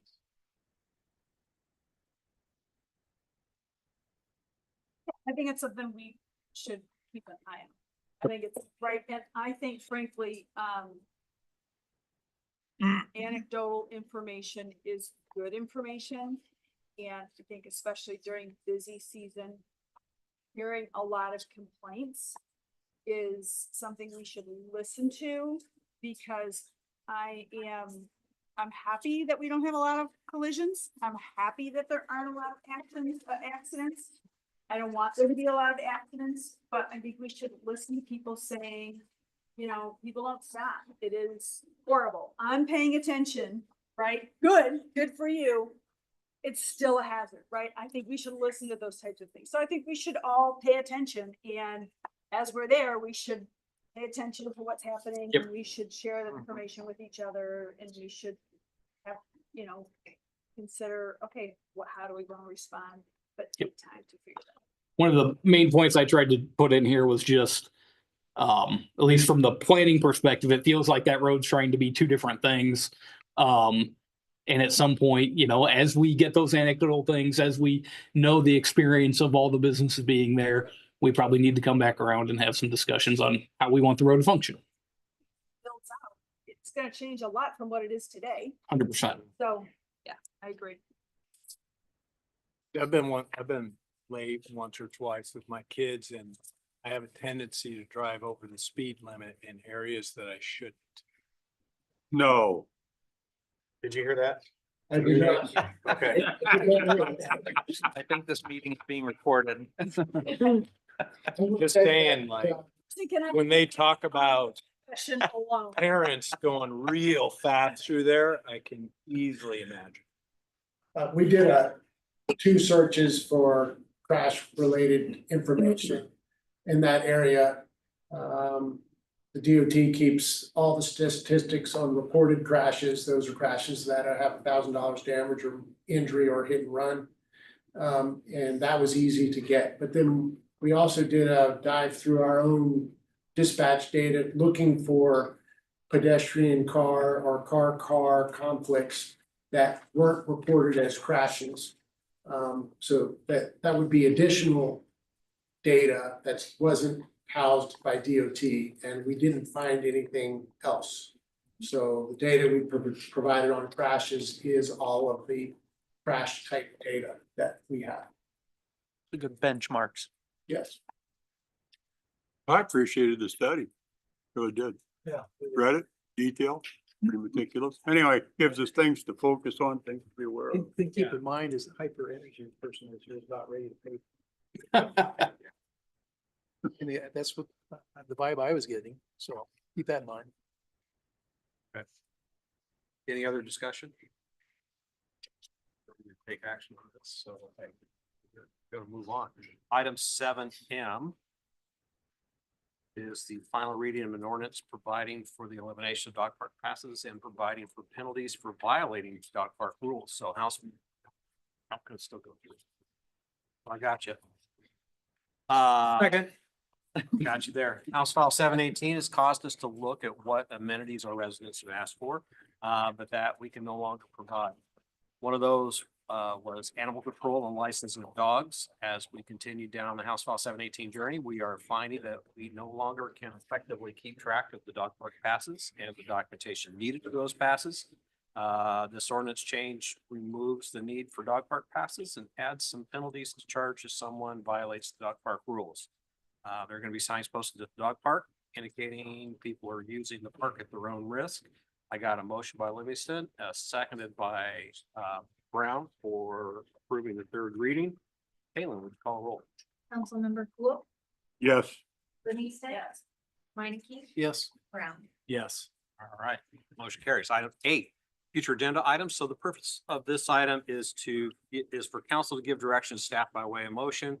Have items placed on future agenda. It's not for the discussion of the merits of the subject matter. Any future agenda items tonight? I was thinking about one, Mayor. I don't know if it would be on the council agenda or a better way to address it in another way. But I know there's been a lot of discussion about, library replacement. And I remember we had discussion one time about swimming pool replacement. And pretty enthusiastic group of people, and things kind of got out of step with each other. Some things kind of got a little over the ski. And I don't know if it's worth a full council discussion, but somewhere in there it'd be good to develop a strategy going forward, maybe time sequence and how that might all be approached. Sorry. Back to you on that one, hearing about 10, 15, 20 minutes. How's that? Right. Okay. So I just wanted, this might be something that I have an update, but I guess I want people to know that there's discussion about, the whole trail thing and, the consistent and pervasive closing of our bike trails. And we are discussing it, and it is gonna be, on an agenda or in a work session at some point. Very near. Yeah, I'll get that. Okay. Alright, cool. Okay. We're done stealing your thunder. I, you know. It's timely, right? Okay. Jim, you have a fireworks update? Yeah, there was the mayor asked a few weeks ago about the effects of the new state legislation regarding fireworks. If you remember the progression over the years is originally the state authorized fireworks, but gave the city a lot of discretion on sales and the ability to light them. They gradually completely eliminated the ability of any cities to affect sales. And now they are starting to affect the ability of cities to make their own decisions regarding whether lighting of those are allowed or not. As a result, there was a bill passed, signed by the governor, that now mandates that fireworks are allowed on July 2nd, 3rd, and 4th during certain hours. So regardless of what the city wants, it doesn't matter. Let's see, that's right. Let's see, July 3rd and 4th, and then also December 31st. And so on those nights, regardless of the complaints, regardless of whether our citizens want it or whether our council wants it, we have it. And we can't affect that. So we're gonna see an ordinance come in the future, probably after the 4th of July, to accommodate those new rules and have it accurately reflected in the code. The reason why I say after 4th of July is there just isn't enough time for us to get through a complete amendment at this point in time, to have our code exactly reflect what the state code says. State code still trumps it, so it doesn't matter what our ordinance says on those specific hours. We have to follow the state. And but then afterwards, at least the council can kind of have a postmortem of what happened over July 4th and decide whether they want to do anything within the discretion that it still has. And so I would expect that to come after our police department maybe has a report on how it went over the 4th of July. And reevaluate it, but there's another example. I think that even though the city had chosen in the past and our leaders had chosen in the past to allow the lighting of fireworks, and I didn't know the city wanting to change that, but now the state has decided that we're not going to have that discretion. So it's going to be allowed, and it's going to be allowed everywhere. So is the state gonna start to take over every city council? Make decisions for us? maybe. Yeah. Maybe, I mean. Clearly they don't have faith in local elected officials to do what's. Make decisions. It's just, again, we can't do anything, but that kind of stuff is ridiculous. Yeah.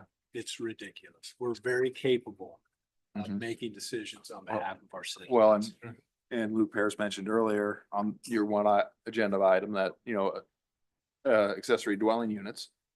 City of Norwalk has been progressive on that, has allowed it, and I felt like we were moving in that direction, in a reasonable pace and a reasonable manner, but now it's forced down our throats. Not that it's a bad thing or a good thing, it's just, once again, local discretion is being taken away on some of those items. So it is unfortunate. Yeah, I'll also say that I put all the new dates and times in my mayor's moment article was Norwalk. So. Yeah, What else you so, got? on my computer right now is a draft of a bike path ordinance in case anybody wants to discuss that as far as having a little bit more control on interruption of our bike paths. In case anybody's interested in that, I am in the stages of at least drafting that so that if our decision makers want to look at it, hopefully there'll be at least some suggestions there for for us as a starting point. Yeah, that's right. And then one last thing, prior to the last council meeting, Lindsay and I got together. And after kind of reading the council packet as it was coming through in the last couple ones, we felt that some of our resolutions were kind of getting out of uniform and people were putting them together and not, not that they were terrible, but they weren't uniform and maybe in the format that we like. So Lindsay and I started at that point in time reviewing every resolution that came through and rewriting ones into a format that we feel is maybe more logical, more reasonable, more understandable, so that if someone read them a year from now, they could understand what the council was actually doing in their resolutions.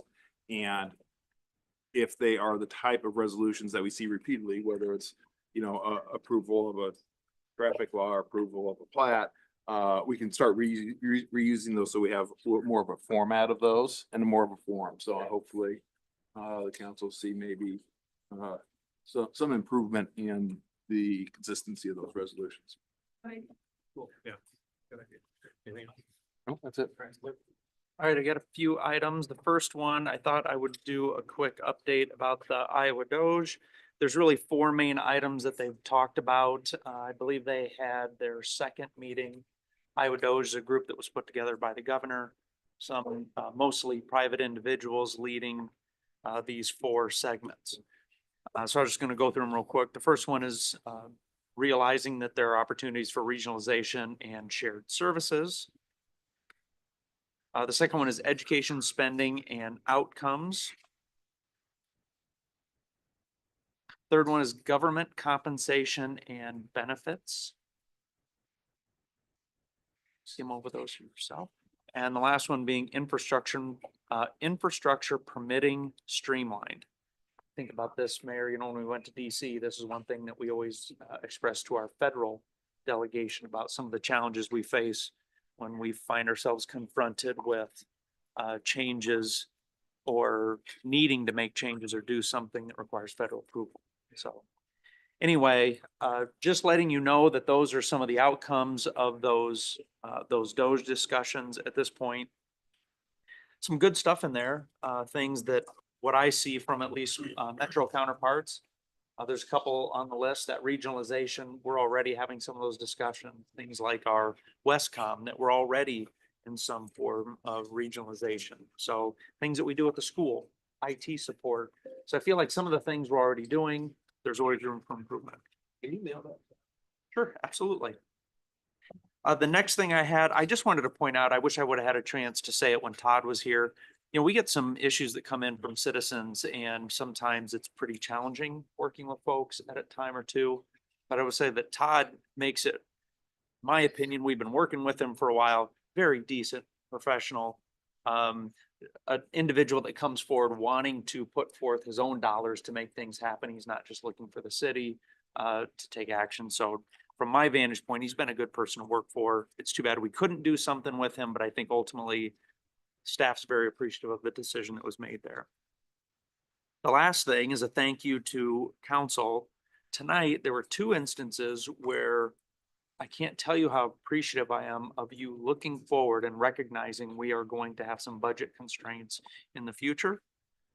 First of all, talking about the $50,000 dedication for the home show, not wanting that to come out of general fund. Thank you for having that foresight. And second, even the point of looking at the COPS grant and recognizing that there is some, hey, if we move forward with that, we're realizing that's going to impact our budget in the future. Even Ed, you bringing up that the contract with Cumming, how that impacts fire department in the future. I'm very happy that you're thinking about that in terms of future finances and what our constraints are going to be. Go ahead. Thank you. Jack. I appreciate, Mayor, your responses this week. Some of the citizens sent us letters. I do too. I appreciate that you responded. I appreciate that you kept us in the loop, and I appreciate what you did. Thank you. All right. Jason. Lindsay. Highway 28 beautification project update. Right now, materials are slated to arrive early July. There may be some frustration. The right of way is not being mowed, and that's purposeful. The contractors asked us to not do that because there are many hundreds of utility flags out there right now. And they are there for a purpose. So although ugly now, it will get better, I promise. If you have any other questions about that, just let me know. That's all. Thanks. Caitlin? All right. Dean? We are excited at the library because the very popular Adventure Pass program has returned.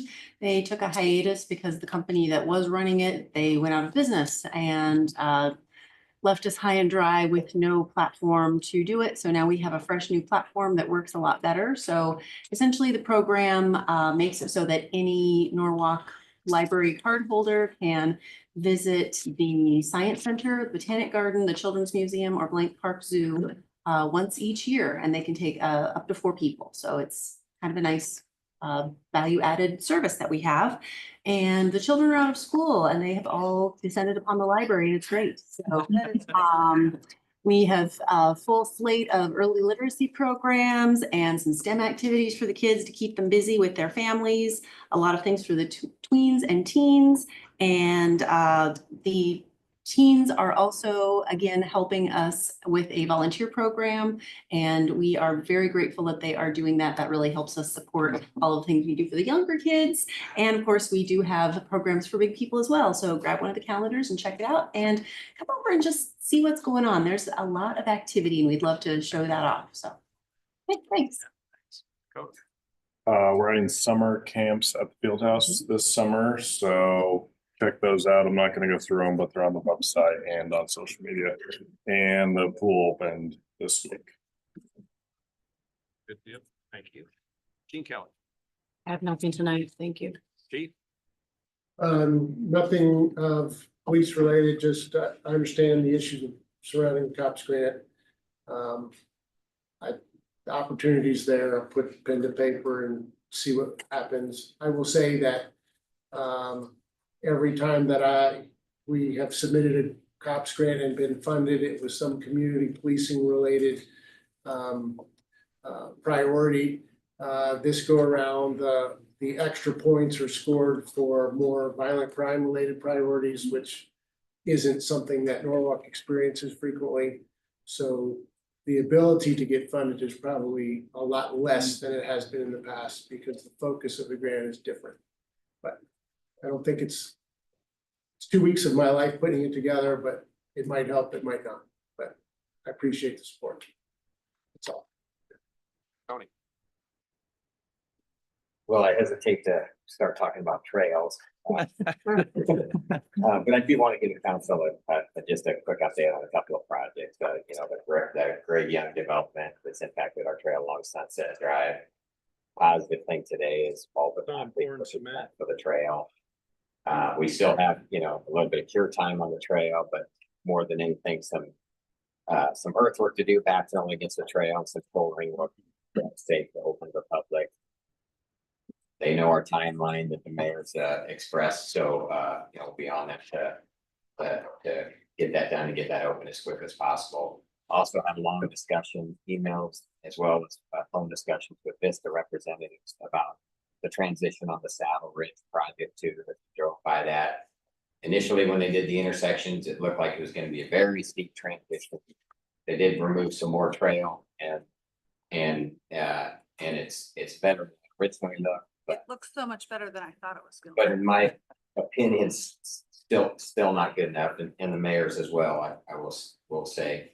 And had a long discussion with them, and they are going to remove more of the existing trail to make that transition better. About 45 more feet on the west side of the Wakanda intersection, and 20 to 30 feet on the west side of the Clearwater intersection. Those are the sides that are the worst transition.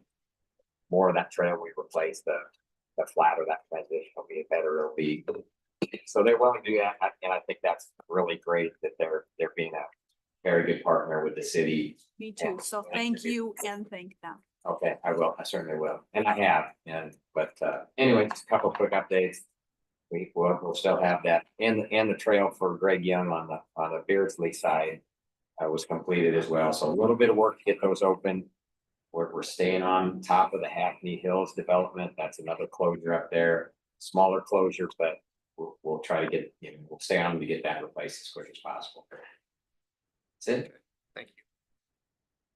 Nothing further tonight. Thank you. Wayne, Nothing. hey Wayne, okay, trails, sorry. Highway 28, just by O'Reilly's, what's going on there? That was a lumen reroute for our signal that's going in at Cherry Parkway. Okay. The changeover, the crossover work they did is done. I don't know if they've gotten the concrete poured back yet. Thank you. Yep. Eric? Nothing tonight. 12 single family permits, this in May, no townhomes, so, still lagging a little bit behind of our numbers, but not to be expected. Mow your lawns, please. Tell your friends to mow your lawns. We're in that season where, that becomes an issue sometimes. And then lastly, Elliot, our city planner, has worked, to bring, the Better Cities Film Festival to Des Moines. He's got some stuff out there. I think he's emailed folks at different times. But it's a pretty cool thing to have, Des Moines is a bunch of short, documentaries that talk about, good city development, urban planning type stuff. So if you're so inclined, that's Saturday at the Varsity Cinema at 1 p.m. I think tickets are $7 to $12. I did ask Elliot about buying tickets and he did suggest buying them ahead of time if you could. Cool. That's Thank you for keeping us in the loop on your communications. Public, that's very helpful. Informative, and I learned a little bit more about Sac and diplomacy too, Mayor. You do a good job. Thank you. Thank you. Nothing. Okay. I got a couple things. Last week, I think it was last week, I was able to be at the I-435 signing. That was pretty cool. To be in the office with the governor as she's signing the bill. So glad that's moving forward. My understanding is that Ernst and I think Miller Meeks already have language in different legislation that they're trying to get through. So in favor. I did get an update at the MPO technical meeting this morning that, yeah, they're trying to pair it with the new transportation reauthorization bill. So Cool. that'll be a good one to get it included in because that's one that usually gets moved forward pretty quick. Yeah. Good idea. Yeah. So that'd be great. So let's talk about trails a little bit. My position, and this is just my opinion, is that as we continue to move forward, we want to be more walkable and we want to provide walkability. Trails are becoming as much of a part of people infrastructure or conveyance infrastructure for people as streets are. And we would not allow a street to be torn up and be just non-usable, completely non-usable for an extended period of time. I think our trails need to be the same thing. So as Jim said earlier, we're drafting ordinance. We're going to have a work session in July to talk about trails and that ordinance and what's going on. For our extension to the Great Western Trail, Norwalk residents paid over $1 million for that. Those were bonds. We're still paying interest on those bonds, and yet they can't use it. So just makes me angry. So anyway, so that'll be the July work session, and that addresses what you asked earlier. Thank you. So to address what you asked earlier, in August, we're gonna have a work session. Staff is already working on a list of projects that may be coming up that are bigger, library, pool, maybe the Southwest Transportation Corridor, those types of things that could be coming up, and we're going to talk about prioritizing those. But how should those be prioritized? Because we do have bonds that are rolling off at some point in time, but our bonding capacity is still somewhat narrow, and could get narrower. I never know. Depends on the Iowa legislature. Just never know. So we'll have those discussions August. Okay, thank you. Betcha. That's all I had. Item 11 is adjournment. July 3rd. Huh? July 3rd. Oh, sorry, July 3rd. Oh, I got 2 things left then. Sorry. Next week, next Saturday, that'd be the 14th, 15th. 14th. So June 14th, there will be no community chat in here because I'm flying out on vacation, so no community chat. I gotta get Ty message on that too, so, and, July 3rd, city council meeting has been canceled for July 3rd. So. And it's gonna have to be, something's gonna have to be falling down or blowing up or on fire. Or, you know, something spectacular is gonna have to happen. Well, Have that- a meeting yeah. on June 26th. That means I got all day up until 11 to fire my fireworks off. Yes, you do. Because I was concerned about the little break. Yes. Yes, ma'am. I'm not here next council meeting. Okay. And I'm Yeah. at all can't be available. Me too. Right. Yeah, so everybody else better be here. Ed's running the meeting. Hey, all right. Ed's gonna run the show. We go. All right. Cool. I'd entertain a motion to adjourn. Second. Motion by Cliff, seconded by Livingston. All those in favor say aye. Aye. All right. We're adjourned at 7:08 PM. Thank you. Oh, yeah.